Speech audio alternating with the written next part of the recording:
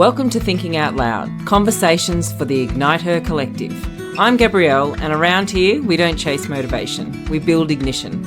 This is for the women who've done everything right, the business, the family, the goals, but still feel like something's missing. In this space, we talk about what comes after success, the moments where your fire starts to flicker, and the identity work that reignites it. Because you don't need more pep talks or productivity hacks, you need safety, rhythm, and belonging that actually lasts. So take a breath, settle in, and let's think out loud together. Okay, hello and welcome to another episode of Thinking Out Loud, conversations for the Ignite Her Collective. And today I'm super excited. I'm joined by Kristy Withers, founder of Incy Interiors. What started as a side hustle in 2010 grew to a globally recognised children's furniture brand, stocked across 9 countries and generating over 50 million in sales. Kristy is now a self-confessed serial founder with several ventures, including the absolutely gorgeous Good Goods jewellery range, Source House sourcing agency, and her program Idea to Empire, where she mentors product founders. And today we're talking about building businesses through motherhood and evolving as a founder and what that second phase of life and creativity can look like. So welcome, Kristy. Thank you. Thanks for having me. Super excited to have you here. So I wanted to start off with, what season of life are you in right now? So I'm just about to enter another season. So my eldest is 17, just about to turn 18 in his final year of school. I've got another daughter who is in year 9 and is talking about wanting to go to boarding school next year. So I am literally panicked that I don't have enough time left with my children. That is the stage I'm at. I'm in panic mode. Yeah. I'm counting down the months. Oscar's very adamant he's leaving. We've kind of looked into what he's doing, and he has to be in Canada by the 28th of November. So I kind of have a deadline. Oh, really leaving? Yeah, like really leaving. So I'm in this weird phase where I'm like wanting to spend every second with my teenage children, and they're not wanting to spend any time at all with me. Wow, that is a massive shift. It's weird, very weird. Yeah. So I guess compared to like when you look back at the woman who started Incy back in 2010, like what would surprise her most about that life that you're living today compared to then? To think that I think the biggest thing would be to think that they're actually leaving. I think back then when I started Incy, I had Oscar and I was pregnant with Polly. So I was in a completely different life stage. I was doing sleepless nights and, thinking that those trenches would never end. And, I never actually thought you'd get to this point. And when you're in it, it seems, that saying, the days are long, but the years are short, is so relevant to me right now. Oh, but I hate those posts when people say, oh, you've got how many Christmases left with your children? I'm like, no, I don't want to hear that. Yeah. Yeah. Because I'm there. Yep. Yep. You're still in the trenches, and it's a different ball game. Yeah. Okay, so take me back to that beginning, and what was it that you saw in the market that made you want to start Incy? Like, did you always believe that it would become what it did? No, I didn't, is the answer to that. And so how it started was I was working at eBay at the time, managing their marketing and advertising team. And we'd been through a massive restructure while I was on maternity leave. Half the team were made redundant, and I came back, rebuilt the team. So went from like one contractor back up to 12. And basically after kind of 2 years of just working my ass off, like night and day, my husband was working away, and it was just Oscar and I would be doing 4 a.m. calls. I had to make my team redundant again. And I literally chucked a tantrum and basically said, I'm out. I don't want to do this anymore. I'm a massive sucker though. And I stayed around for 4 months until they replaced me.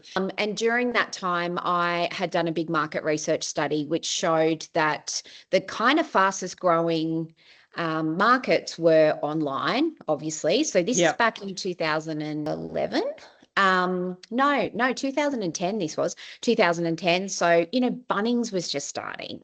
People were, the recession, the GFC just hit. So people were entertaining at home more. So therefore they wanted their homes to look nicer. And the other thing was that everyone had kind of dual incomes. Women were having kids later. And as you know, once you have a child, you transfer your discretionary spend from you to the Yeah. child. And at the same time, Oscar was going into his first big boy bed. I was looking everywhere. I was traveling all the time. I was also in the US and UK every 6 weeks. So I was seeing all these amazing products available overseas that we just couldn't get here. I tried to import them. I tried to do all sorts of stuff. And it just kind of came together as a perfect storm. And that's how Incy started. Yeah, amazing. And there's a couple of things there. And I think the first thing was that you realizing that the environment at eBay just wasn't sitting Yeah, well with 100%. you, but Yeah. making that decision. And I feel like that is like that pivotal point that women sort of lose that confidence in themselves sometimes to be able to stand up and say, "Hey, no, I don't value this any longer and I want to make a change." And also obviously working at eBay, that really shaped how sort of went about developing Incy. You had that sort of insider knowledge as well. So like from the outside, building that global brand looks really successful, but were there some of the like what were some of the moments behind the scenes that people wouldn't have seen that maybe made you doubt if it was actually going to work? Oh, like daily, like Yeah. that is, it's all glorified. And there's a real thing right now that, entrepreneurs are kind of the new celebrity. And, having your own business is glorified a little bit, but it is sleepless nights. It's waking up 2 a.m., wondering how you're going to afford to pay for all these things, these stupid ideas that you've implemented. I could sit here for days and Yeah. tell you experiences about when I doubted it.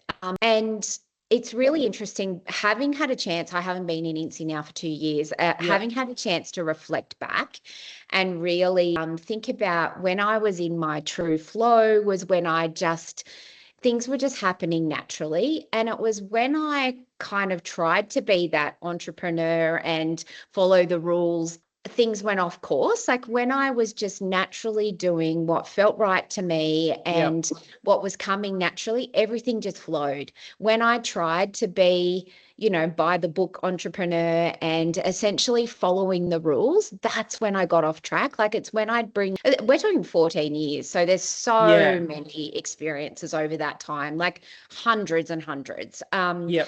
And it's when I brought in these so-called experts to help advise me, or I got a general manager in to, take the pressure off. They're the times when I kind of outsource a business to someone else and it wasn't my heart and soul. That's when things went wrong. Yeah. And I, over that 14 years, there was times I was really confident, and then there was times when I had no confidence. I burnt myself out 2 or 3 times, and that's Yeah. no exaggeration. Like I'm talking, fetal position in the kids' toy room, like on the Yeah. floor, like, just where my body shut down at one point in a in a different burnout, like you really put yourself through so much. And in this next phase, like, Kristy, whatever I'm in now, 3.0 or 4.0, I'm not sure which one I'm in, but I do everything completely differently now. But I had to learn that the really hard way. Yeah. And I feel like that comes back to outsourcing your internal authority again. Does one of the things that came out, like what was your like North Star? Like what was your purpose that got you through those really tough times? And had you learned about the self-care and the benefits at that point, or was it something that came much later? No, self-care and all of that stuff, that didn't come around for Yeah. Still years. the Like old fashioned, really, let's it was go. just grind. It was that girl boss, hustle harder, keep working. Like I cannot tell you, I would have worked 80-hour weeks pretty much every week that I had Incy. Like that was just my standard. And, Yep. I was always traveling. We were constantly doing overseas trade shows, or I was doing manufacturing overseas. So I was so in that mindset that I just had to push harder. And It yeah, becomes your so normal, right? Doesn't it? Your if baseline. you Yeah. don't know any different. And Yep. And when, even in my new phase, when things start to not feel like they are in flow, I revert to that. And all of a sudden it's 11 o'clock at night and I'm sitting up on my computer. So it's something you have to constantly remind yourself of. And it's a habit that's really hard to break. Yeah. So you're talking about this second, third, fourth phase, but what was that final moment for you in Incy that you just thought, I can't do this anymore? Oh If there God, was just probably not just one, but no, it was one. It was one. okay. It was we basically, so during the COVID times when everything became online, home was such a big thing, all of the companies were really thriving, and we were approached to be purchased by a big company, and we weren't as big as they thought we were. You asked about my North Star. My North Star was really just my family. I had all my siblings included in C, and I was just doing essentially for the kids and also for my own purpose. Like I felt powerful and I felt intelligent and all those things. So yes, basically had this M&A company approach us. So then this is one of my examples of where I get the experts in, and I started following their rules. And it was all about, we needed to increase turnover. We needed to be over that 10 mil turnover. At this stage, I think we were sitting about 7 or so. So it was just like we had to push to get to that 10. At that stage, a big major retailer approached us. I actually also had an offer at that point for a smaller company to buy us. And I said no to that. In retrospect, that was really dumb. And I was kind of greedy, and I wanted that big, like a go-to skincare. Go-to had just sold. Flora and Fauna had just sold. We were being approached by the same people who managed the transitions. It was like this big time of mergers and acquisitions in the online space. So I was kind of feeling the love and thought, yeah, let's go. Let's get that, $15-20 million valuation that we were after. So I said yes to this contract. I won't go into the contract, but it turned out to be an absolute disaster. Wow. I thought I had negotiated these really amazing terms, and I did. I'd negotiated great payment terms, great margins, but what I didn't negotiate in that contract was we gave this major retailer exclusivity on some products. And as part of that contract, we had to have 3 months worth of product in that available, because big retailers who have physical stores can't be out of stock.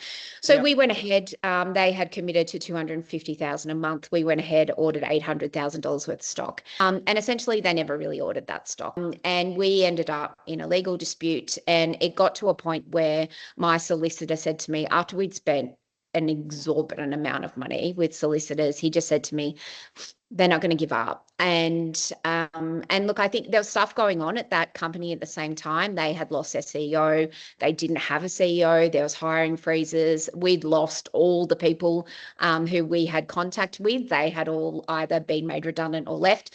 So it was a bit of a shit show, and it was just kind of this perfect storm. And when my solicitor said that to me, at this point, I was having panic attack. So we'd paid for all that stock. I had taken out a mortgage against my house, which we owned outright before, to pay for this stock, because we knew it was coming. We had this contract. We just felt sure, and it didn't come. And so we made another stupid decision in that process, where we'd ordered the stock that we'd given them exclusivity for. So we were paying warehousing, all that kind of stuff. Plus it meant that it tied up our cash flow. We didn't have the cash flow to buy other stock.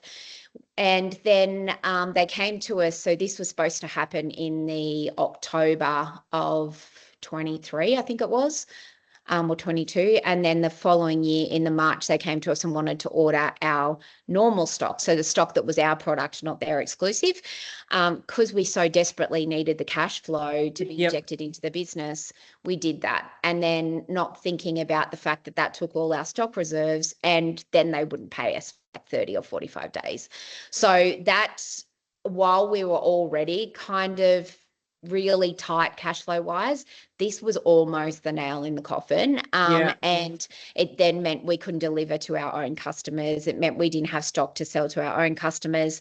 So it was a really, the two really stupid decisions I made. Yep. And it just ended in me basically pulling the team together and saying to them, I can't do this anymore. Yep. Wow. What was the Mm. biggest lesson from that? Like, I'm sure that there's many, but Look at that realistically, like a contract means nothing. Like it's yeah, just whoever has the most amount of money to fight it. Like absolutely. that's my biggest learning is that, a contract is essentially Not worth the paper it's almost written on. it's whoever's got the most amount of money to keep writing the letters back or take it further. Yeah. Yeah. Another Yeah. thing you mentioned in there was about how you wanted to go for the higher valuation for the business, and it was like, yeah, it was really important to you, and maybe that was something that the success of that you attached your identity to. How Two does that, million percent. yeah, how has that changed, that shift moving into this next stage? Like, what was that shift to be able to step away from that identity? What does it look like? It was grief and, Mm, depression. That's what I yeah, went into. It was, like you're basically losing who you thought you were. And, that was really, really tough, really, really tough. And I am so incredibly lucky that I have a really great immediate family. And then like my mum, dad, brothers and sisters are just so great. And then my friends, I had this really small little crew who just rallied. encompassed me in Yeah. love and literally dragged me through that. Yeah, And I it feel was like that's awful. so important, isn't it? Mhm. Especially in this stage of our lives, is to have that little village around you. And if you don't, find them. Mhm. Was it kind of like, though, that's the evolution, like almost like a rebirthing into this Mhm. next stage? And like how was that transformation? And was it a long process? Oh, 100%. Yeah, yeah, yeah. Yeah, no, it wasn't. So I basically finished up at Incy in January 2024. And I sold the business to my brother. Hmm. And that was not a great thing to do. That was, in retrospect, I think that was me just taking an easy way out. Um, he had been in the business from the very beginning. He loved it as much as I did. And I think he took it on thinking he didn't want to let my legacy die. And Right. I gave it to him, Yep. going, I don't want to be a failure. Like, I think if we got to the root of all of that, that was me taking the easy way out. So I still was, like, I still felt responsible. And even though I wasn't in the business, I still carried that, and then Tom, he had a really bad experience and ended up shutting the business down. So it Right. was a, it was a really, really yucky time. We had a group of trolls who were just awful. And yeah, so it was, even if I tried to move on, we had people who kept pulling us back in. Yep. So it was really like it probably wasn't until June last year that I really felt, which is when it shut down. I Okay. really felt like I could step into a new phase. So even though I wasn't part of it, I was still kind of associated and drawn back Yep. in. And yeah, it wasn't really. So it was like 18 months before I felt like I could kind of eventually shed Incy. And how has that felt physically in your body, like for you? The day it shut down, I just had so much immense relief because Yeah. it just, I guess where it's hard is because it it was mine and Yeah. then it wasn't, but I still felt responsible, but it wasn't my part to or place Yeah. to get involved again. And yeah, that was really hard, really, really hard. Yeah. So now you're into this next phase and Idea to Empire, where you're mentoring other founders. What does that look like? And where do you see, like, what sort of patterns do you see in other founders that maybe you sort of started off with? Oh, look, it is. it's just like the most beautiful thing ever. Like I could not love that program more. And I worked on that program that whole 18 months while I Yep. was kind of, being pulled in and out. And I rewrote it and redesigned it. I did so many courses myself. I literally spent $15,000 on other courses, and Yep. I just looked to make sure that I created the perfect course. And I really do feel like I've done that. It is so beautiful, and it's all women, not by choice, but that's kind of how it's worked out. I think we have had about 30 women through the program now, and it's really cool. It's in its third round, goes for 10 weeks, and it takes them from an idea through to launch of a product-based business. So it just teaches them all the different steps. It's broken down really, really simply. Okay.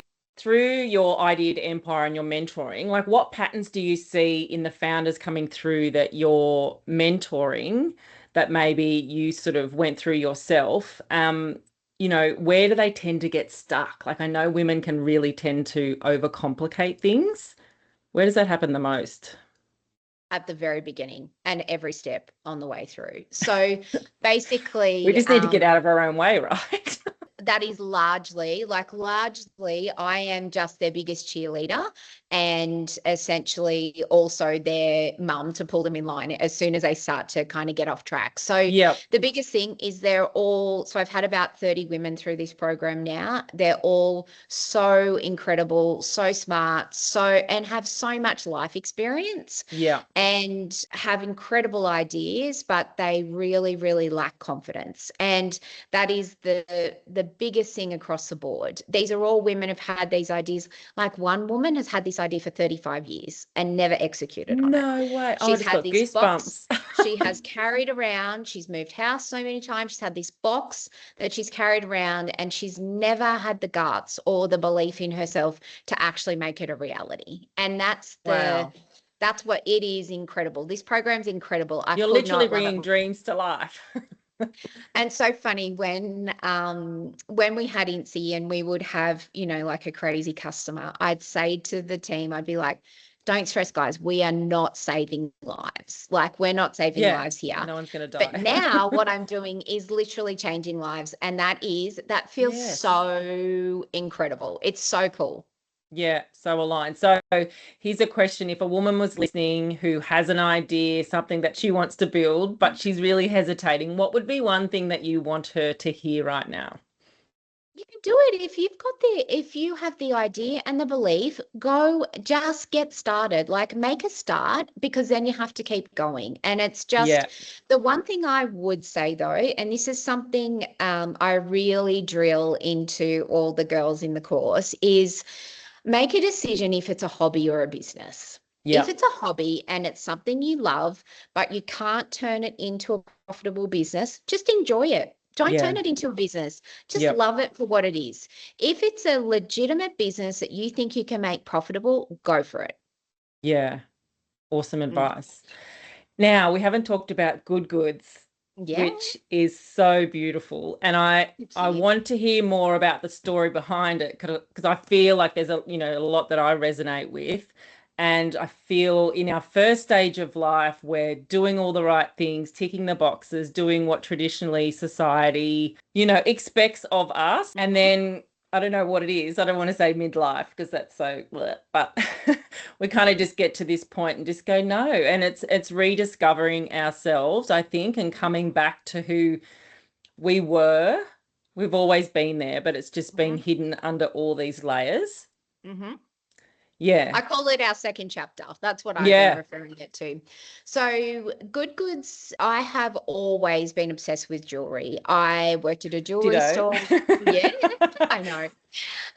And as you know, I worked at a jewelry store while I was at uni, and even when I was at St. George, so that was my second job, I was buying diamonds off eBay Germany and selling them in the physical trading post, like the newspaper in Sydney. I was meeting people at McDonald's, like doing diamond trades and all sorts of stuff. So I've always been obsessed with jewelry, and it's something I've just always had something about it. And so when I all the stuff happened with Incy and I started doing the mentoring, I really miss having a product. And because what I'm doing with Idea to Empire is showing people how to create a product-based business, I wanted to do that with them. So the first round, I actually created good goods and showed them every step of the way what we were doing. So the idea behind it, it's something my daughter used to say. So she used to clomp along in my high heels and say, good, good, good, good.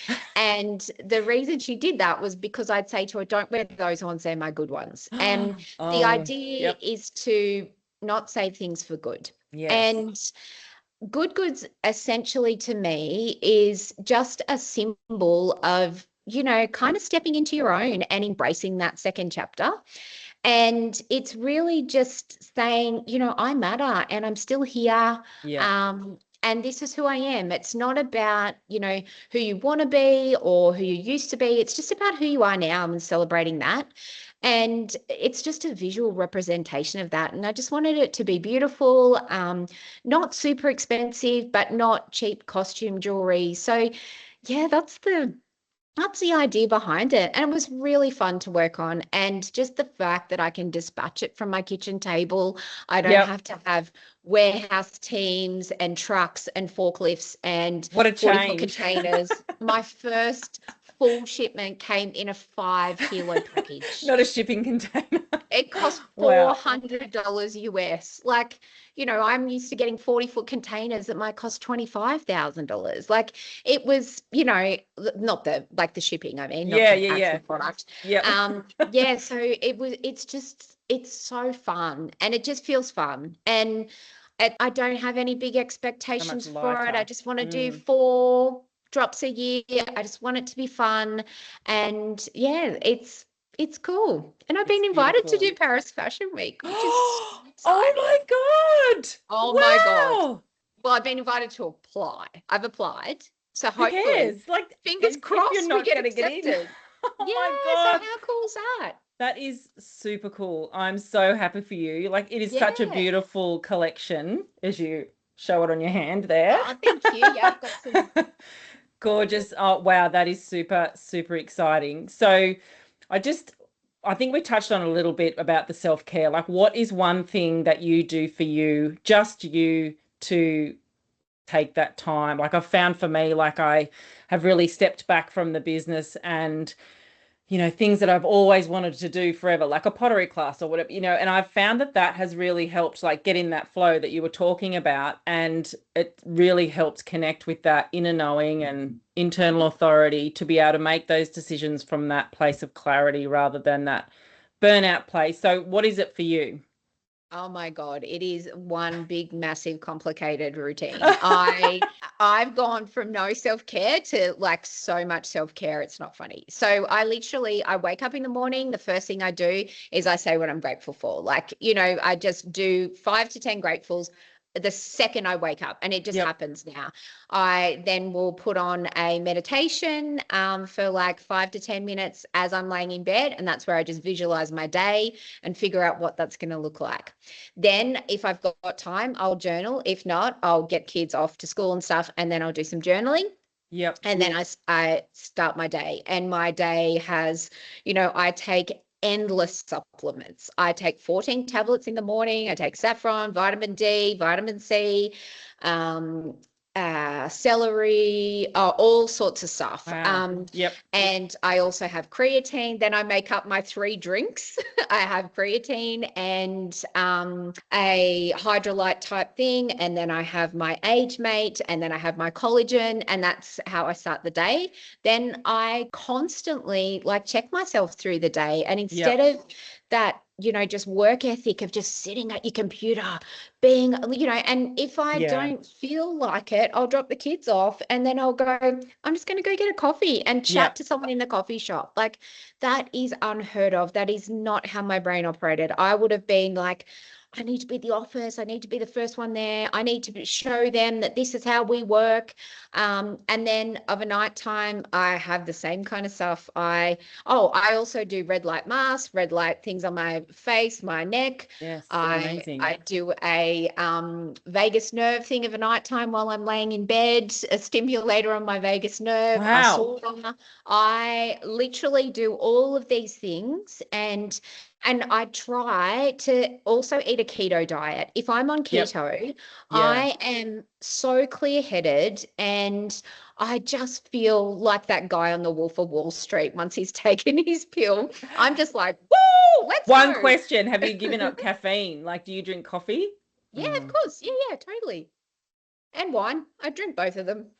Because I'm like, don't tell me I have to give up coffee. Like, it's just the when I have it, I think needs to change instead of straight away in the morning. Yeah, no, I have it in the morning too.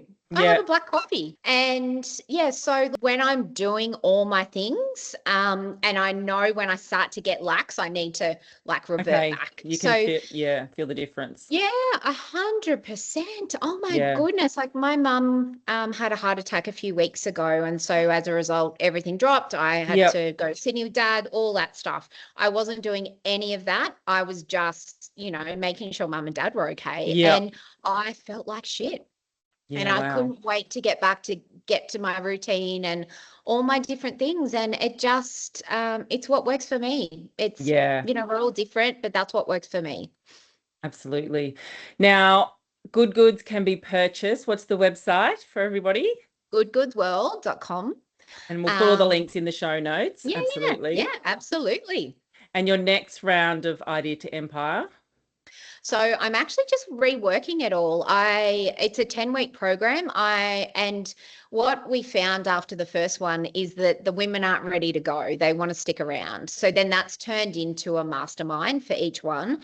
And I just can't keep doing it like that. So I am just currently reworking the program to make it just like an ongoing program that people can be part of. So that will hopefully go live in April. Amazing. And all the links will be in the show notes. Kristy, I've so loved this conversation, especially around that evolving through, the different seasons of our life and business. Thank you so much for sharing openly. It's been, really great having you. Thanks for having me. You've been listening to Thinking Out Loud for the Ignite Her Collective. If today's episode moved you, share it with a woman who's ready to reignite. Subscribe for next week's reflection, and remember, it's not about doing more, it's about doing it anchored.